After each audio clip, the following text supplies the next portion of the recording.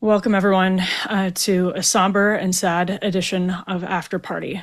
Thank you for tuning in. If you're like me, you have been consuming an endless deluge of bad news since what, if I'm remembering correctly, would be about 2:30 p.m. when videos started to come in from Utah Valley University showing what appeared to be the shooting of Charlie Kirk in the neck. He was assassinated on broad daylight on a college campus this afternoon in front of droves of students and now in front of the entire world. Megan did truly the Lord's work and held down the fort with an incredible live broadcast where she and Glenn Beck and others learned on air details as they were coming in about what happened to Charlie. There was enormous hope throughout the afternoon that maybe a miracle was in store because at one point it appeared Charlie had been brought to a local hospital and stabilized. There were reports of a blood transfusion, but unfortunately, within a few hours, we learned that he did not make it. There are not many details right now on the suspected shooter. Nobody, as of right now, is in custody. We will get into that in a moment. And we will be joined this evening by friends of mine, which I am so grateful for. Chris and Sarah Bedford, a wonderful, wonderful married couple whose work I'm sure many of you are familiar with, will be with us in just a few moments. We will bring you some ghastly media coverage from this afternoon, so you're aware of how this is being treated. Now, the New York Times did just publish an editorial. I'm going to talk about that as well, condemning what happened to Charlie.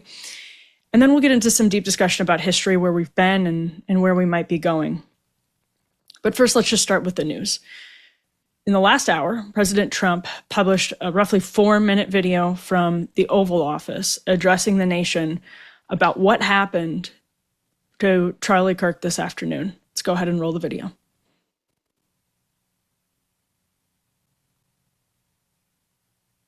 This is a dark moment for America. Charlie Kirk traveled the nation, joyfully engaging with everyone interested in good faith debate. His mission was to bring young people into the political process, which he did better than anybody ever, to share his love of country and to spread the simple words of common sense. On campuses nationwide, he championed his ideas with courage, logic, humor, and grace.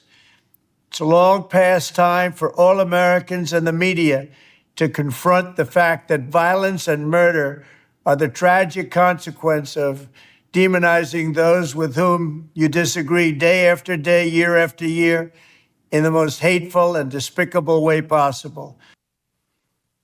And while we're on that subject, I don't think anyone would be surprised to learn this video is already proving to be controversial. That statement from Donald Trump is already proving to be controversial, but in a very, very chilling update to this, we learned that Charlie had just been on Mark Halperin's Next Up show yesterday, talking about violence in the United States of America. Let's roll that clip. And I think we need to have the moral clarity and courage to push back against this propaganda that, we have too many people in prison. We do not have enough people in prison, period, hard stop. We're a violent country. It's not a good thing. It's something that Japan is not and South Korea is not, to kind of tie this all together. And since we are a violent country, we need more prisoners and we need more prisons. And until we're willing to swallow that pill and say that, we're going to keep on having situations like this happen. And our inner cities are going to be chaotic places of crime where you don't know if you're going to be getting on a subway and if you'll get home or whether something's going to happen to you. Now, obviously, what happened today was not an example of inner city violence. It wasn't on a subway, but it is so very chilling to see someone within roughly 24 hours of their own death talking about violence in the United States of America. And there's many more details to come, actually, as this has been playing out. The manhunt is on for the assassin in this case. So I think we have Kash Patel's reaction, FBI Director Kash Patel's reaction. Originally, it looked as though there was a suspect that the FBI had apprehended. So 3 hours ago, 6:21 p.m., Kash Patel posted, "The subject for the horrific shooting today that took the life of Charlie Kirk is now in custody. Thank you to the local and state authorities in Utah for your partnership with the FBI. We will provide updates when able." Now, 7:59 p.m., Kash Patel posted, "The subject in custody has been released after an interrogation by law enforcement. Our investigation continues, and we will continue to release information in the interest of transparency." So you can imagine why people would be frustrated at this moment, myself included. It's hard to know what's happening behind the scenes, but with a situation where a college campus, thousands of people turn out to see a person outdoors. There are cell phones, smartphones, all pointed in the direction of Charlie Kirk. There are videos from so many different angles. As again, you can imagine, people are filming Charlie Kirk for social media at a Charlie Kirk event. And so we have lots of video of what happened as it happened, and some very awful graphic video. I hope you haven't seen it, but many people have. That is a point that I wanted to make. A generation grew up with Charlie Kirk on their screens, whether they were on the left, the right, or the middle, whether they were political or apolitical. If you're not on TikTok, Instagram, social media, maybe you're older and this is not your primary, these social media channels aren't the primary way you interact with your friends. For Gen Z, it is. And it doesn't matter if you were seeking out politics or not. It doesn't matter if you were seeking out conservative arguments or not. Charlie Kirk was infiltrating your algorithm at some point over the last 10 years, and probably at many, many, many points over the last 10 years if you're the average social media user. And that's to his credit. Charlie also, we have F8. This is a post of his from April when Fox News reported on a survey or study from the Network Contagion Research Institute, which found that, and I'm reading straight from the Fox News article here, quote, "A growing number of people are willing to justify and even applaud killing in the name of politics and a warped sense of social justice. The chilling change appears to have accelerated in recent months. Quote, what was formerly taboo culturally has become acceptable. Jill Finkelstein, the lead author of the report, told Fox News Digital, we are seeing a clear shift.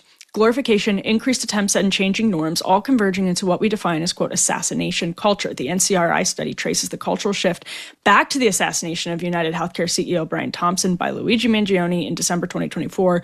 What followed, researchers say, was a viral wave of memes that turned Mangione into a folk hero. According to the study, these memes have sparked copycat behavior targeting other figures associated with wealth and conservative politics."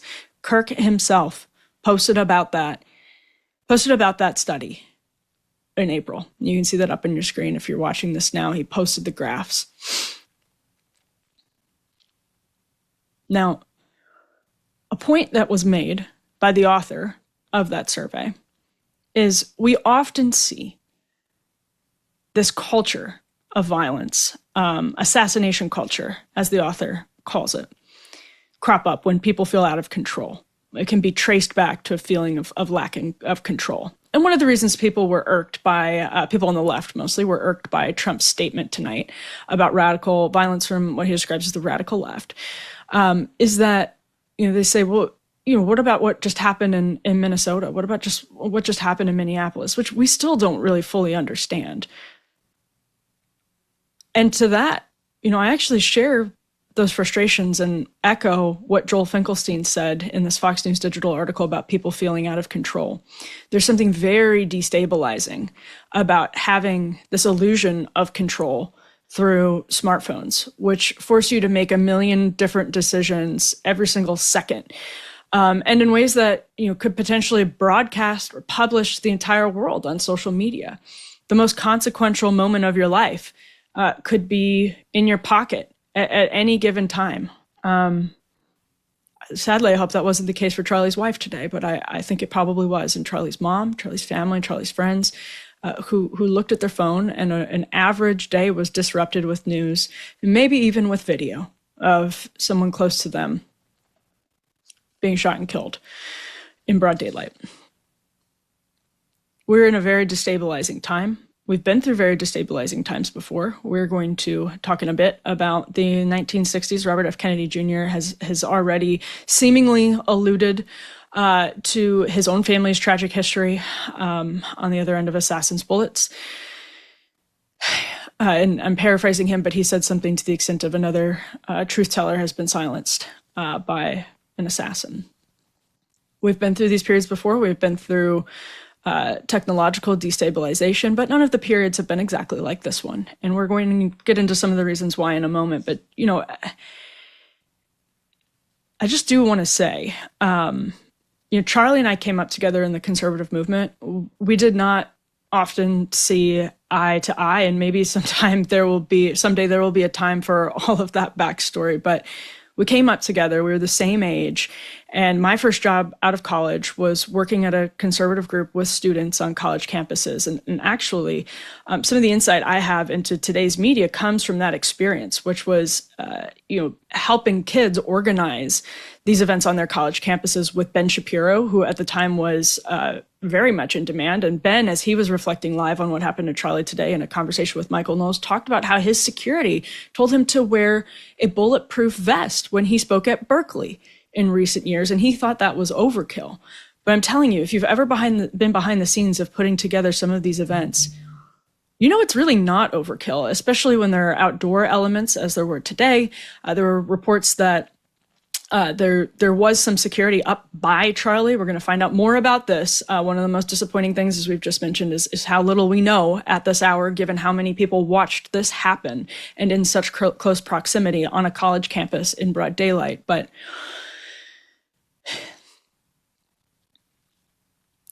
he, you know, faced a lot of threats. It was legitimately brave for him to do what he did.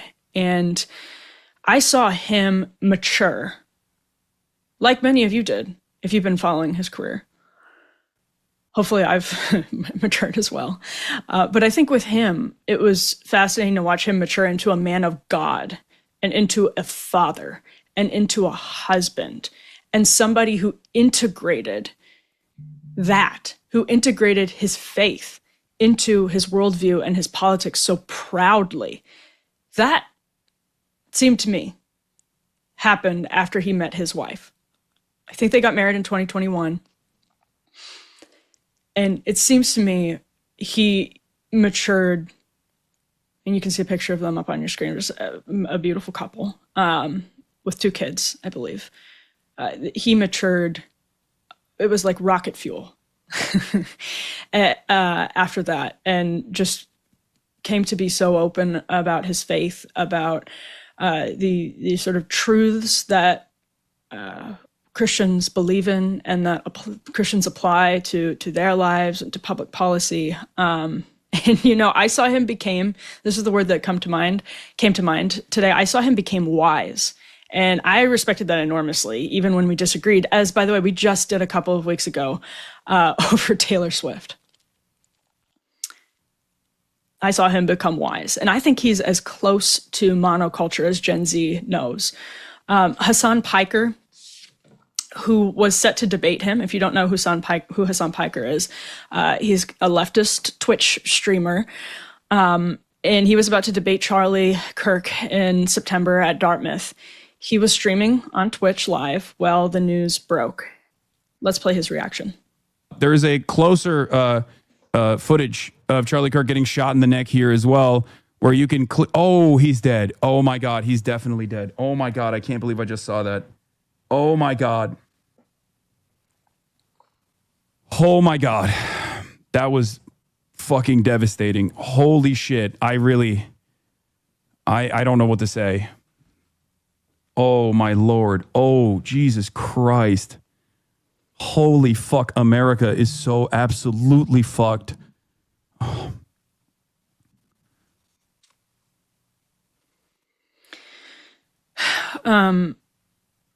Hasan went on to say that, you know, sort of chiding some of the people on the stream who were celebrating this. We're going to get to the media coverage in a moment, but he sort of chided the people on his stream celebrating it, saying, this is clearly a threat to more than just Charlie Kirk. This is a threat to many people and it is not a good thing for the country. The New York Times editorial board, just within very recent, I think probably within the last hour or two, published an editorial that said, quote, "This is a moment to turn down the volume and reflect on our political culture. It is a moment for restraint rather than cycles of vengeance or the suspension of civil liberties that some urged on Wednesday. It is also a moment to engage with people who have different views from our own. When societies lose the ability to argue peacefully and resort to violence, resolve their political debates, it usually ends very badly."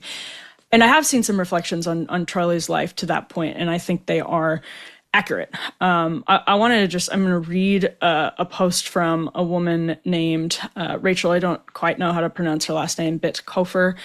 She said, "I went on Charlie Kirk's debate show back in 2022. He plays a character. The real man was exceedingly polite and completely engaged with the young people in Turning Point. That character spread hate and poison, but there is a human behind it. I'm praying for that human." You could have just said, "I'm praying for that human," of course, in this case, but Charlie Kirk was not playing a character. Charlie Kirk was not playing a character, and that is an incredible misconception that I think speaks to an ignorance. Going on Charlie Kirk's show doesn't make you an expert in Charlie Kirk in the same way that many of the followers of Charlie Kirk, even people on the left, would have told you this man was not playing a character, nor was he anything other than mostly polite, even when he was debating people he disagreed with bitterly who were accusing him of being all kinds of awful, awful names. Just in recent years, I think that became especially clear. Charlie Kirk was not playing the role of some angry, misogynistic, conservative debate bro. He was playing the role of a sincerely committed Christian husband and father who genuinely believed in Donald Trump and genuinely believed the country was veering in an unsafe direction.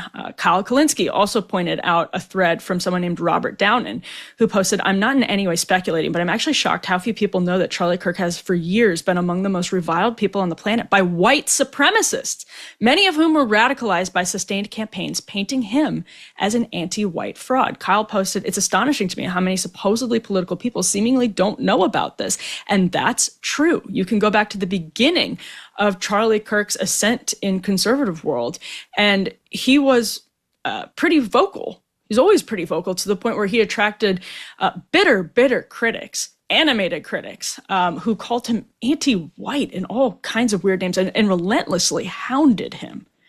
This is not a man who was playing a character of a bitter, angry person, and only someone who doesn't truly understand what he was doing would say something to that extent.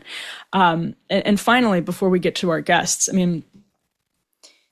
what the New York Times is getting at there is this is a man who was engaging in civil discourse on a college campus. It's a little rowdier than it might have been in 1955. It's a little rowdier. It's for social media. We all live for the algorithm now, and I think that's tragic. I don't know what he thought about that, but I think it's tragic. But he was in that arena, and he was making his case the best way that he knew how, and he was doing it civilly. That's civic discourse.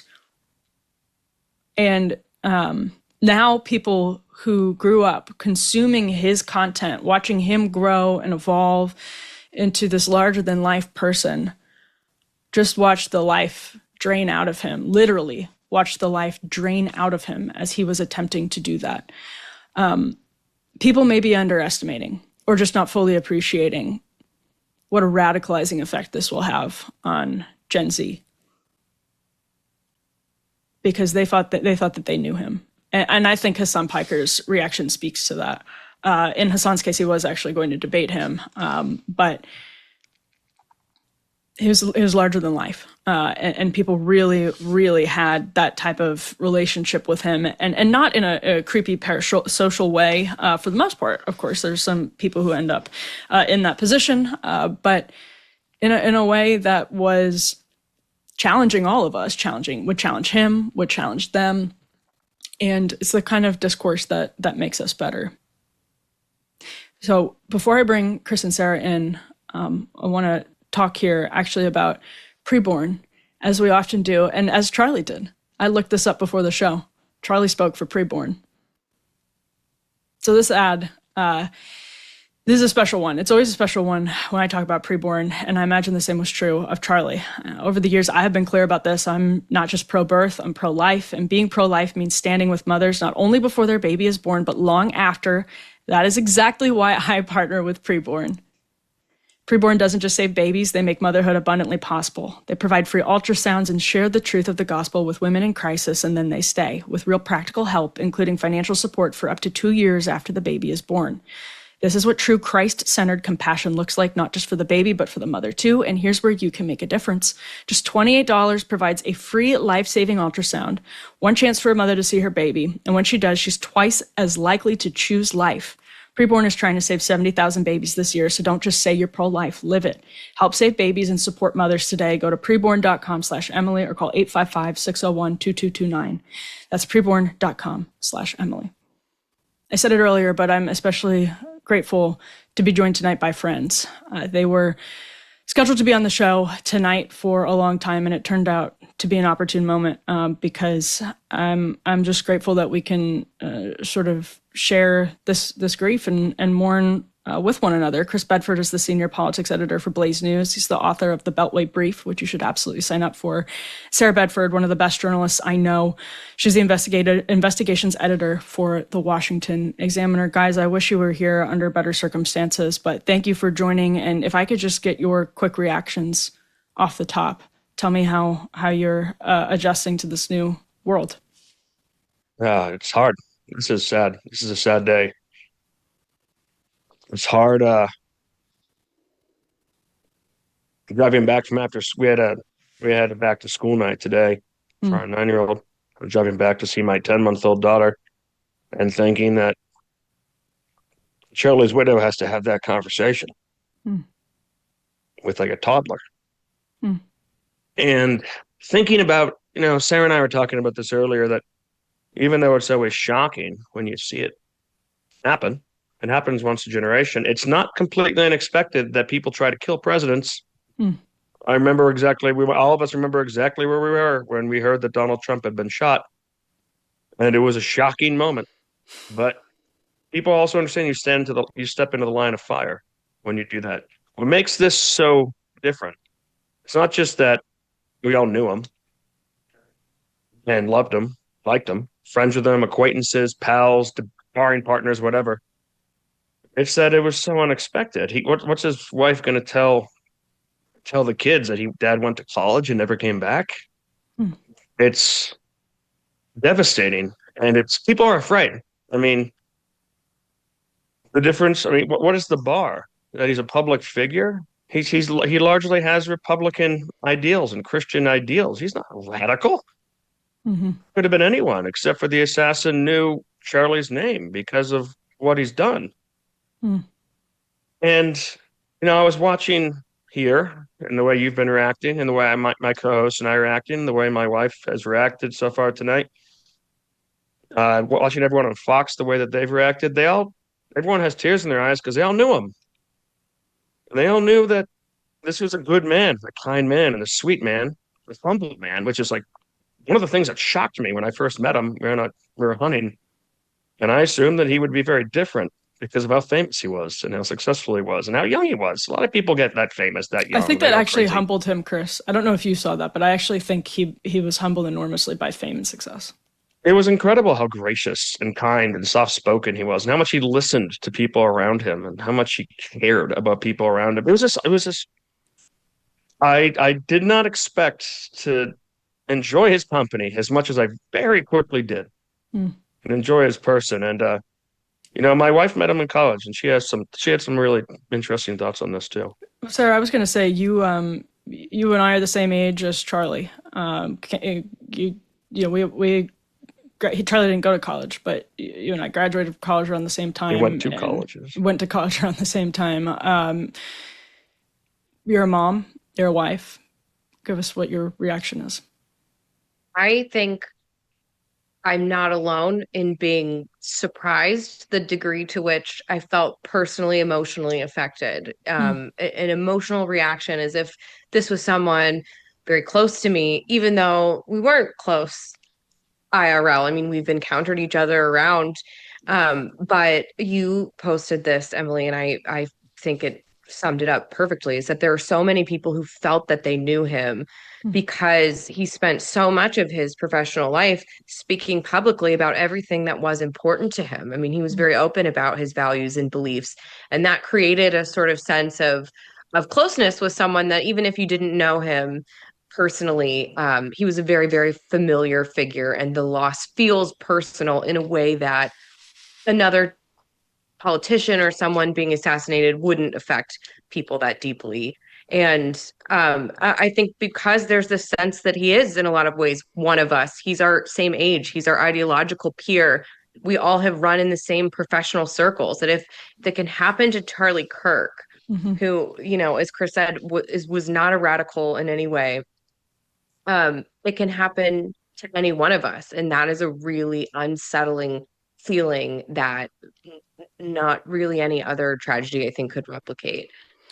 Let's talk briefly, because I don't want to dwell too deeply on this ugliness, but let's talk briefly about the ugliness we've seen in some corners of the media. Now, I shared what I think was a pretty decent New York Times editorial on the assassination of Charlie Kirk within the last couple of moments that was posted this evening. I have seen some very classy memories shared by people across the political spectrum in media just over the last several hours. This one from Dave Weigel. He said, "I pulled this quote from my last in-person interview with Kirk. His pitch wasn't just join the GOP, you'll get lower taxes. It was that you could give yourself to Jesus Christ and have a life worth living." This was the quote from Charlie. "Younger audiences love this contrarian, heterodox approach. The mantra is not that if you're a man, you're an oppressor. It's not that having children is a plague on this planet. We're here to say, actually, no, having children is a gift from God. And it's a wonderful thing. We're saying getting married is awesome, and you can reject hookup culture." I'll have some more thoughts towards the end of the episode on just how that reflects what Donald Trump said about Charlie Kirk understanding this generation better than many other people, if not most other people. But, aside from some of these warm memories shared by, I think, John Carl of ABC was another person I encountered a memory of Charlie being shared by. Let's roll the disgraceful coverage that Katie Tur anchored on MSNBC this afternoon, just a flavor of it, because I couldn't even capture in this hour long show how bad it was. S6.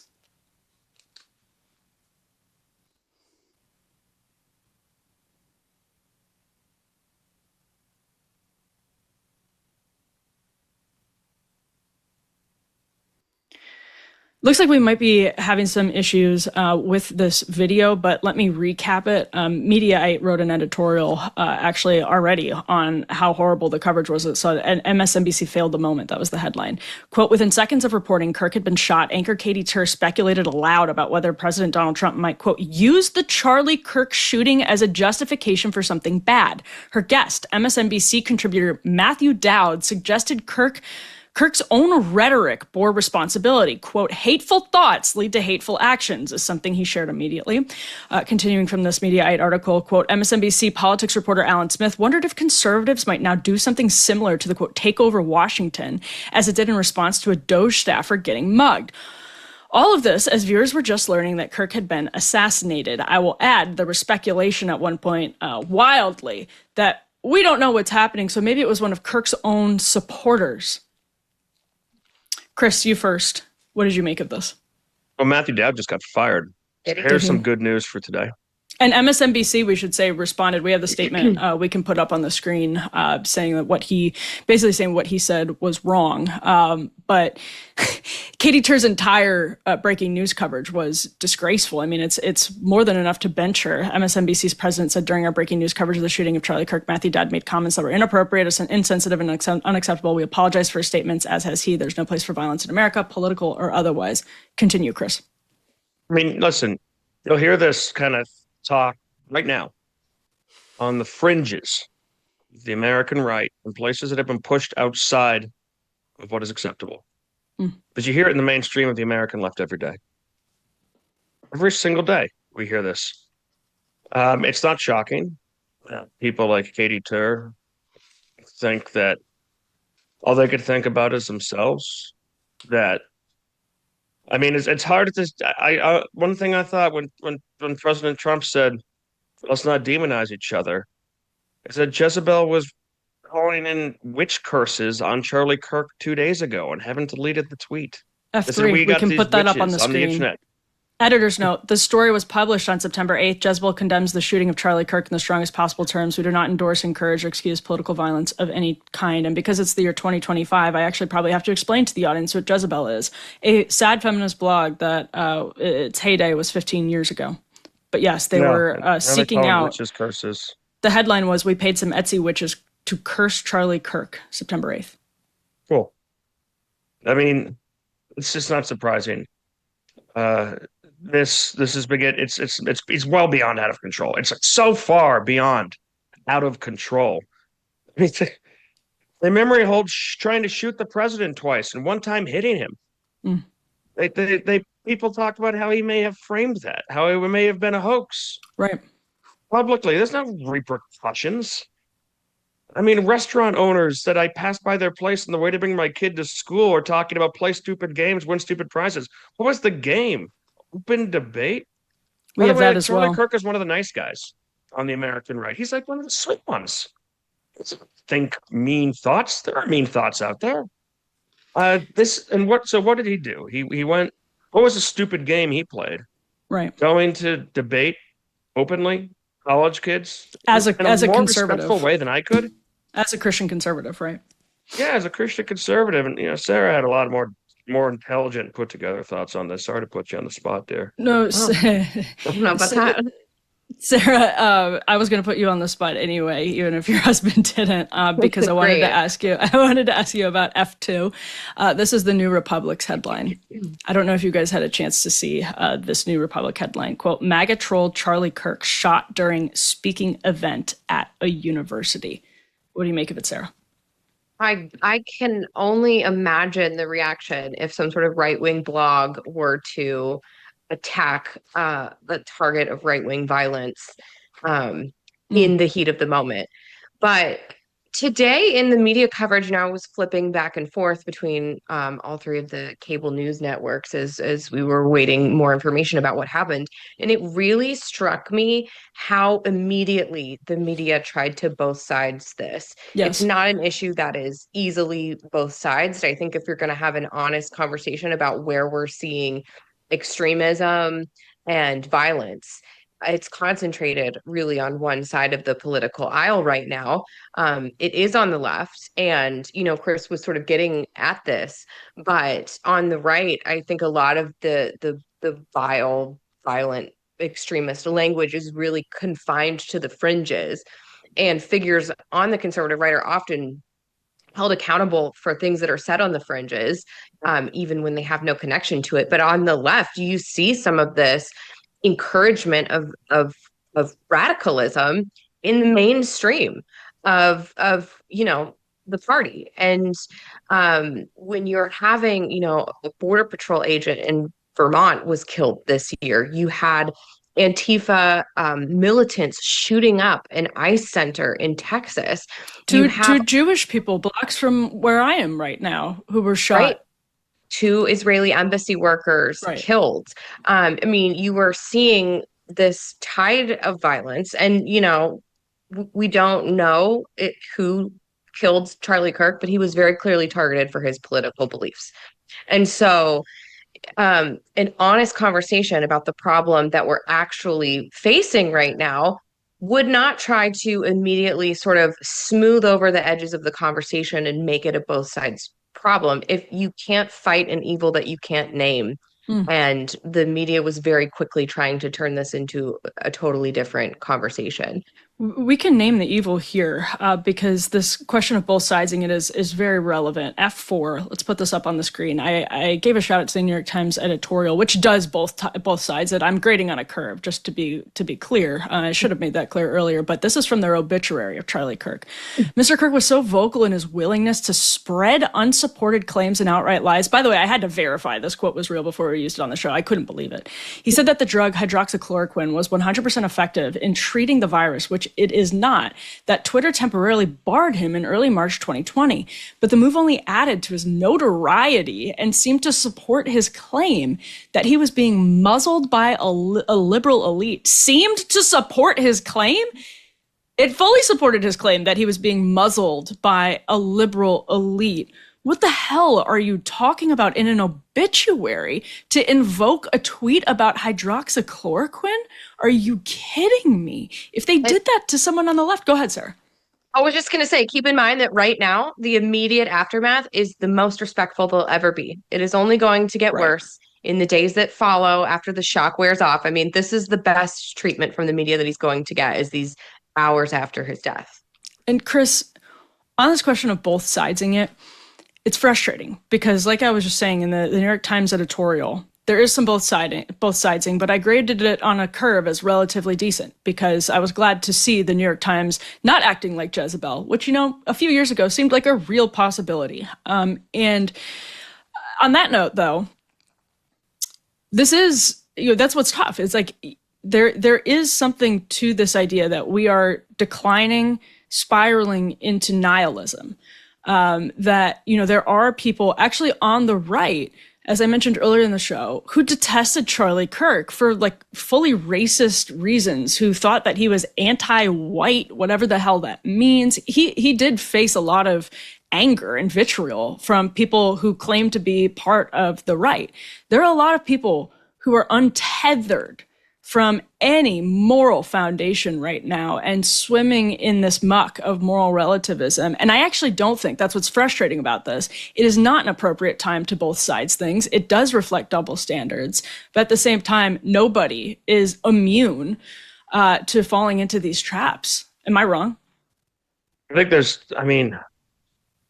no, of course everyone can fall into these traps. I don't know if I would count the weird closet cases that call themselves groypers as part of the right.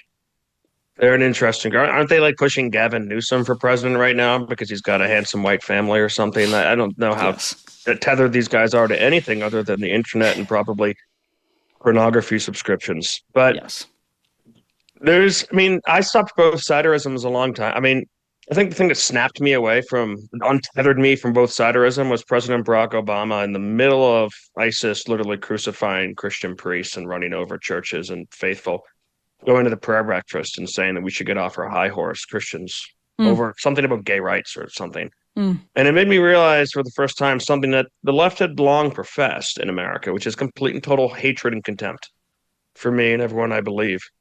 Everyone who believes what I believe. You know, Michael Brennan Doherty, I think, had a really thoughtful tweet earlier today, as he often does, where he said, if you think what's going on Twitter is disconcerting, unsettling, try logging on to other social media networks where you'll see people who you know and people who you love, people who are in your family or people who are your friends, saying that Charlie Kirk deserved this, presumably for sharing beliefs that they full well know that you share, that you believe. You see, and this is something different. I don't think Katie Tur and these other people have any idea what they're talking about right now. Sarah was really touching on it earlier when we were sitting here and she was talking about how, and you were talking about how Charlie Kirk had an impact at one point in your life. I know we were more yaffers, you and I, but Charlie Kirk helped shape some of Sarah's political ideas when she was in college, or exposed her to things that she hadn't been exposed to. You'd see his face when you're walking down a plane aisle on people's laptops. By the way, I've seen yours as well. I'm like, my seatmates. Sorry about that. He's like you said, he's part of a bit of a monoculture. He's someone who's everywhere. People feel like they know him, even if they didn't. And the people who did know him, even just as acquaintances from a couple trips and some meet and greets and podcasts, or as real and legitimate friends or as employees, all of us are grieving and tearful. They've shot someone who millions of Americans either know or feel like they know. Somebody who you just saw from today, from the crowd gathered at this event that no one was even paying attention. If you weren't a Utah paper like Deserata or something, you weren't covering this event. It was going on that thousands of young people were coming out to see this. Some young people don't come out to see much of anything Right. these days at all. Movie premieres, try getting them out to sports events, essentially. Charlie Kirk, a couple other things, maybe Donald Trump, but even then, it's an older crowd. And every one of those people, let's say he did a photo line. How many hundreds of people did he share a moment with? Just a warm moment or something. They've shot someone that people love, and this is the nicest they're going to be to him. Sarah's right, but I don't think they understand that it's ironic, and I've heard it used before today. But this is really a turning point in our country. It's not like a president. It's not like a soldier. This is one of us. This is someone from our friend group. You know, I was thinking actually about that today. I've always sort of found that I've always been sort of like, I don't even know what the right word is, like unsure if the word or if the phrase Turning Point USA is a good name for a group because it's so generic, right? Like Turning Point USA. But I realized today that it was providential. That was providential. That maybe all of these years when I was like, oh, is that the best name? I'm looking back at it and I'm thinking, it was always, of course, the best name. This is the best possible name because this is now. Their leader is truly the turning point. And Sarah, I was wondering, based on what Chris just said, if you could maybe share some of your personal experiences with Charlie. I know you weren't a particularly close friend of him, but you did know him, and I know you had some interactions with him over the years. When I came to the George Washington University, of which you are an actual graduate of that institution, I was, a liberal. I guess I didn't really have formed political beliefs, but I went to college to get a degree in international relations so that I could be a UN peacekeeper. So that kind of points to where my head was at. And some of my first exposures to conservatism was through Turning Point USA, which at that time, 10, 12 years ago was a very new organization, but was growing very quickly. It was cool. Some of the first writing that I ever did, actually, I think the first writings that I ever did was for the Turning Point USA blog. They would take contributions from members throughout their chapters. And I remember the first time Charlie Kirk tweeted one of my little blog posts and was like, "This is really good," was the best day of my, sophomore college life.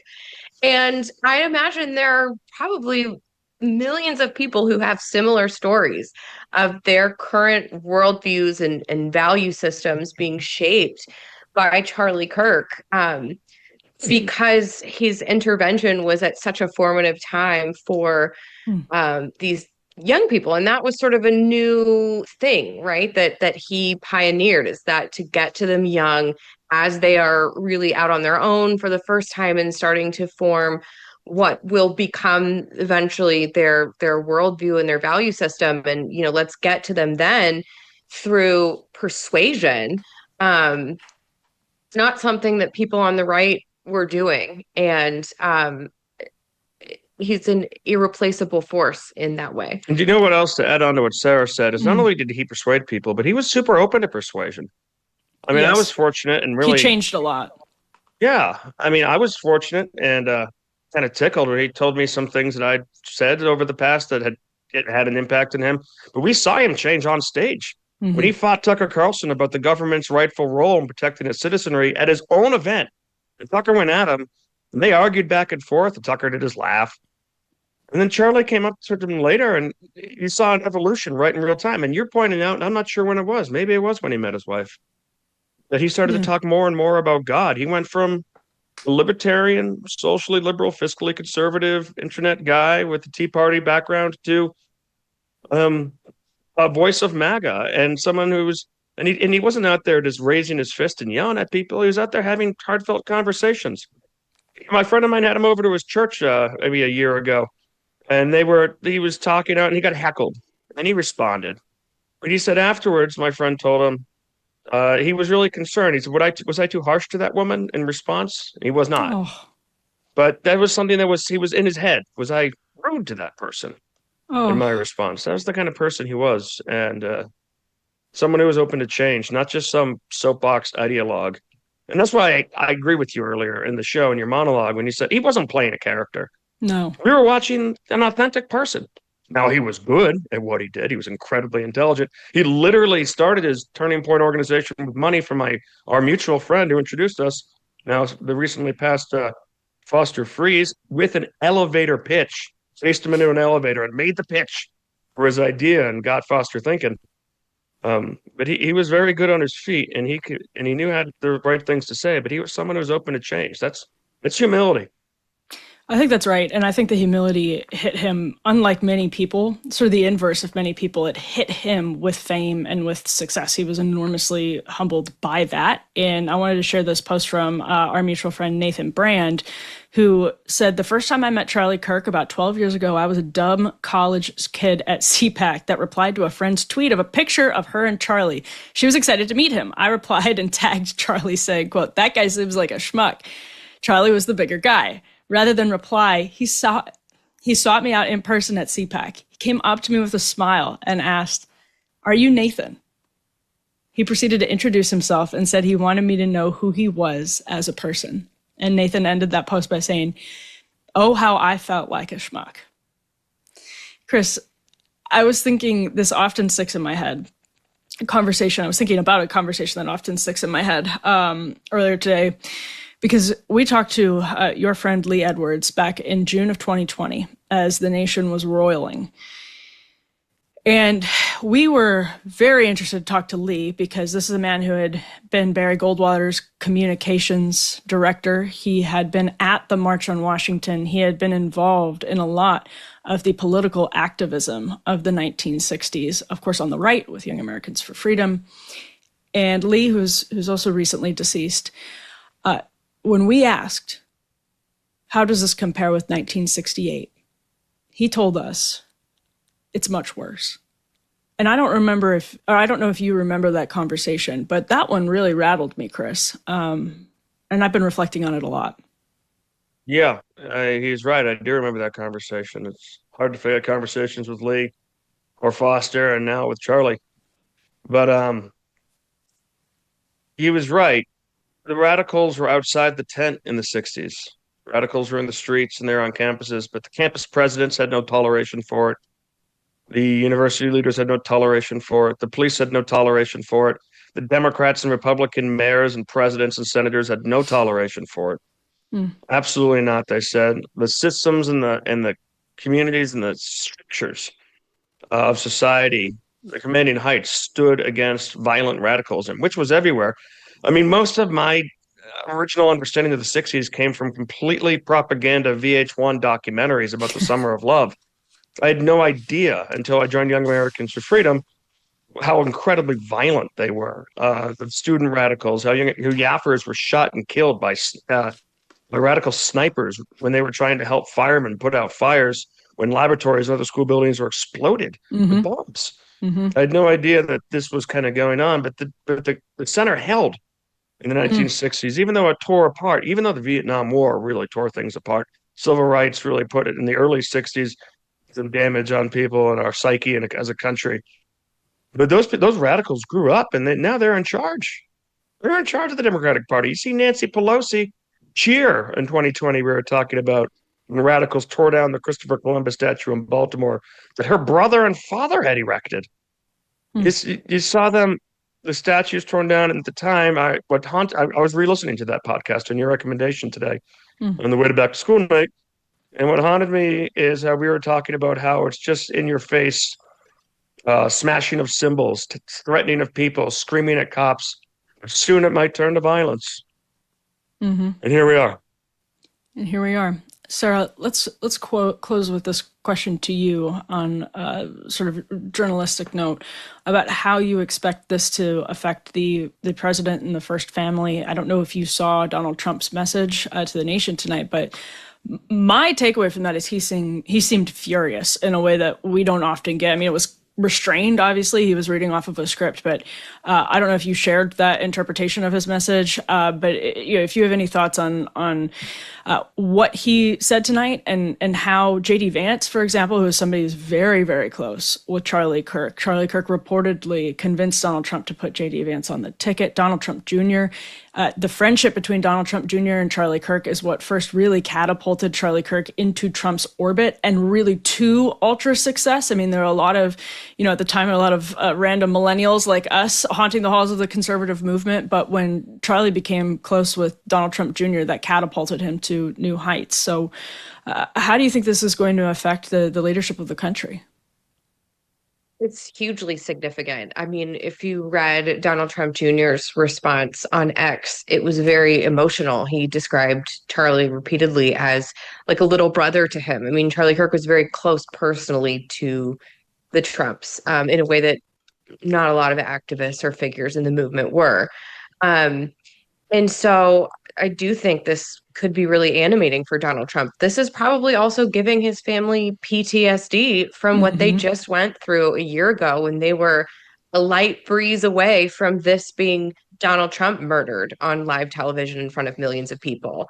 They still carry the scars of that. We also know shockingly little about what happened in that event. I hope that we are able to learn more in the coming days about the motivations and the identity of the person who killed Charlie Kirk, answers that we, by the way, never really got in the Donald Trump assassination attempt, the one in Butler, Pennsylvania.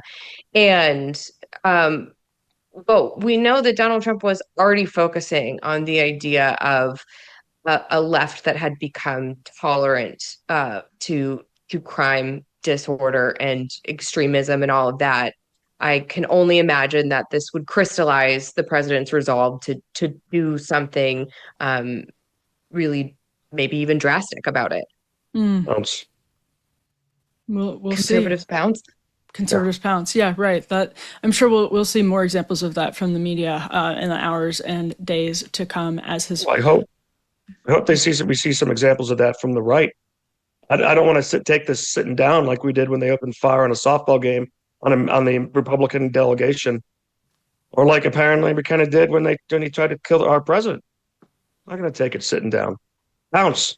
Go right ahead.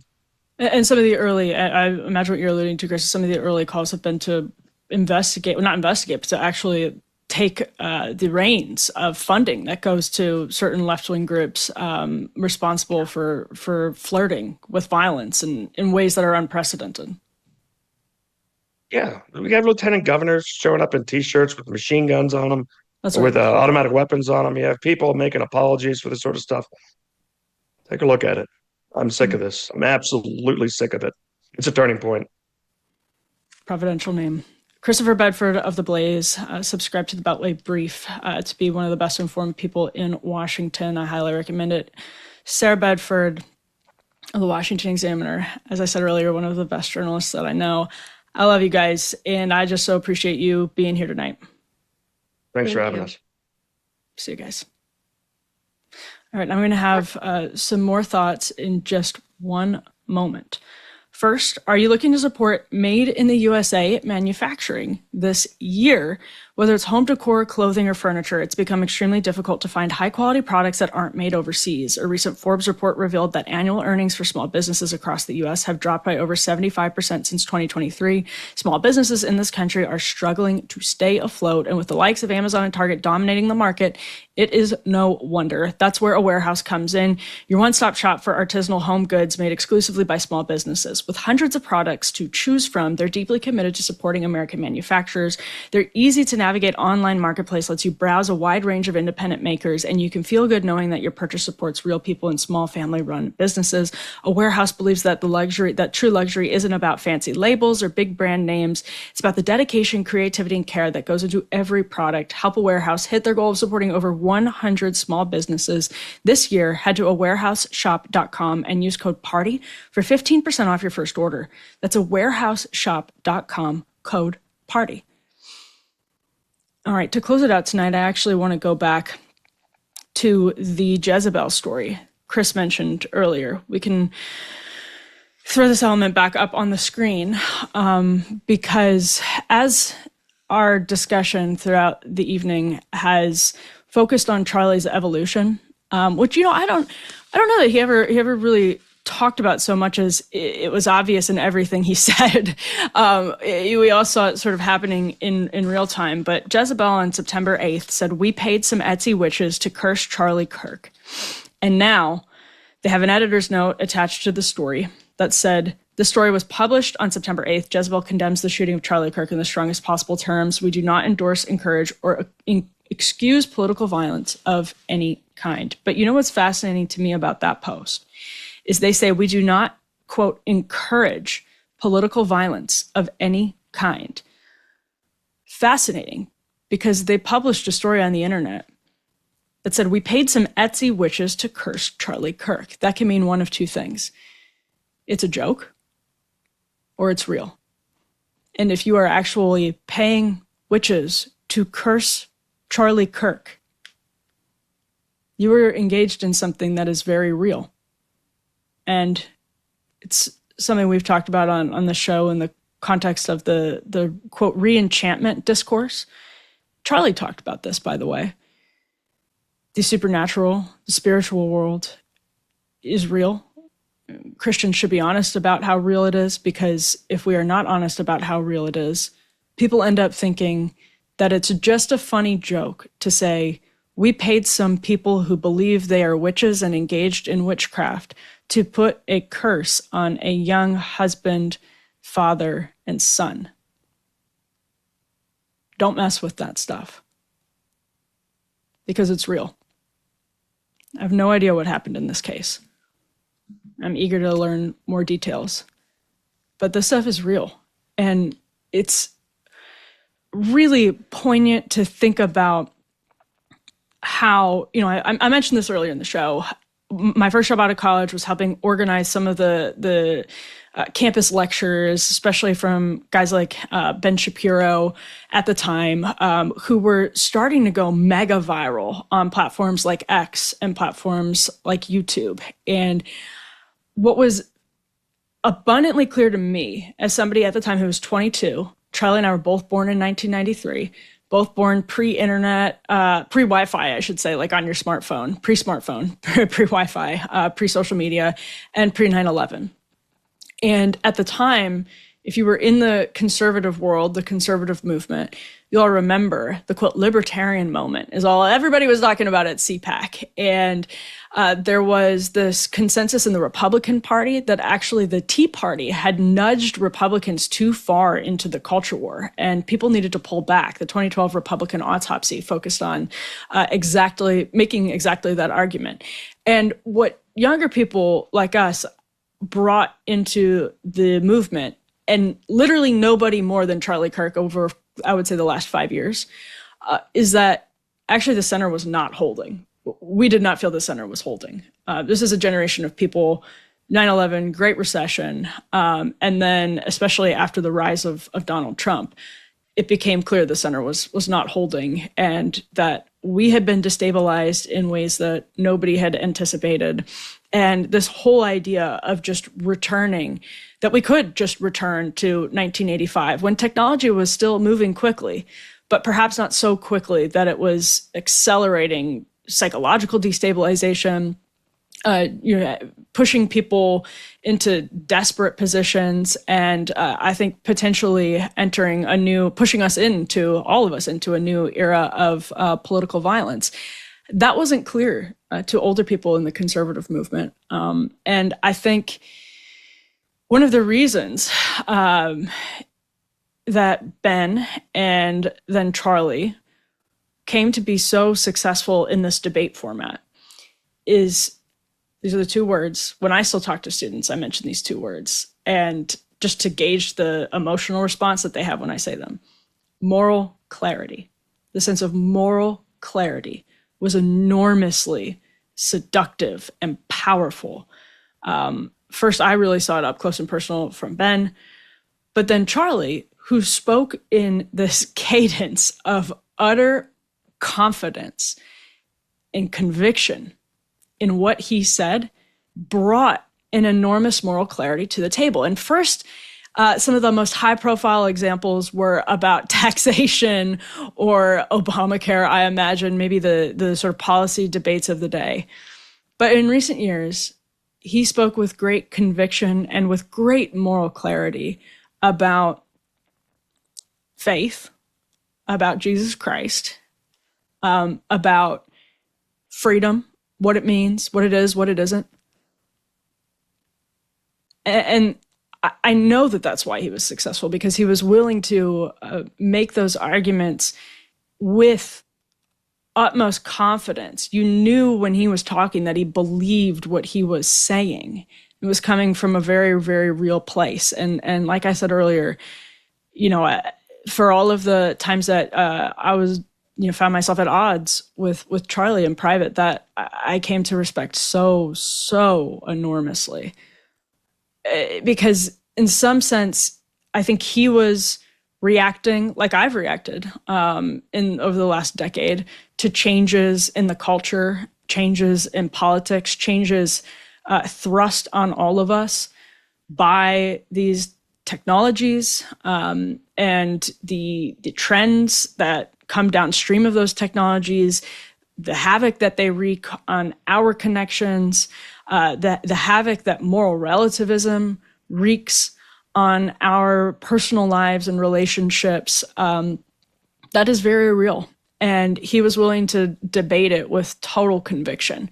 And even when people disagreed with him, they felt like they were getting a clear, coherent, and authentic version of the conservative viewpoint that they could then contrast. Hasan Piker was set to debate him at Dartmouth in just a few weeks. They could contrast the left with Charlie. He became that sort of beacon of conservative moral clarity in the age of social media. And he picked up, and was brave enough to do it, which I never would have been. He picked up on the idea that what people wanted to see was those two things, that social media would reward, because it was a real desire in the marketplace of people's longing for truth. What the algorithms would reward was debate and moral clarity. He picked up on that. And that was clever, genuinely very clever. And then the skill to execute on a strategy based around this very brave task of going into uncomfortable places and having uncomfortable conversations, but doing it without shame and without hesitation and without, feeling like you're just muddled. That's incredible.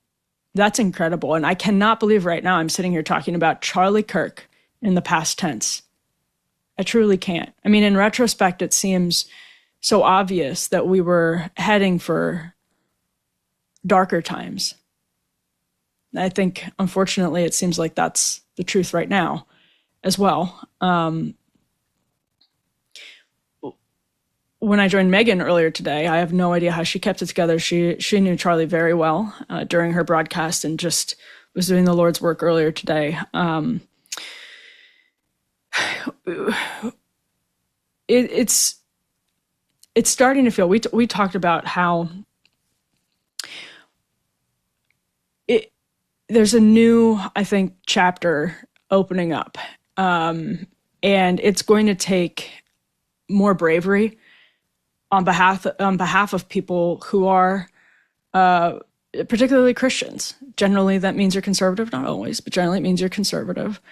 And we should sort of accept that mission as other Christians throughout human history have, which is with great joy, because our kingdom is not of this world.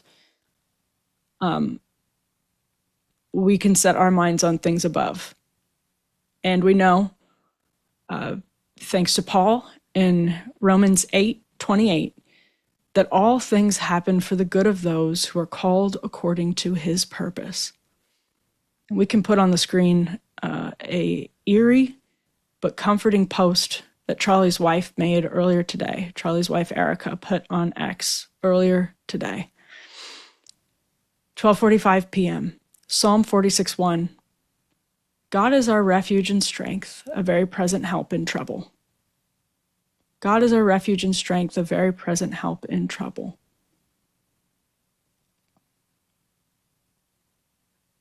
(12:45 p.m.) Surreal to be talking about Charlie Kirk in the past tense. It is surreal for millions of people around the country and around the world, whether they like Charlie, didn't like Charlie. he mastered a format that was incredibly intimate. People grew up with Charlie. So I'm praying for his mom, for his wife, for his children, who I'm now looking at on the screen, who will grow up without this man who was alive just 12 hours ago, facing the last few hours of his life, doing truly what he loved. Doing truly what he loved. And I'm praying for all of us that we digest this senseless act of political violence that played out on our iPhone screens and our laptop screens. I am praying that we can digest it constructively and in a way that honors God and in a way that blesses the memory of Charlie Kirk. So I appreciate everyone tuning in on this very, very dark night. I appreciate you watching and being here. And may God bless Charlie Kirk.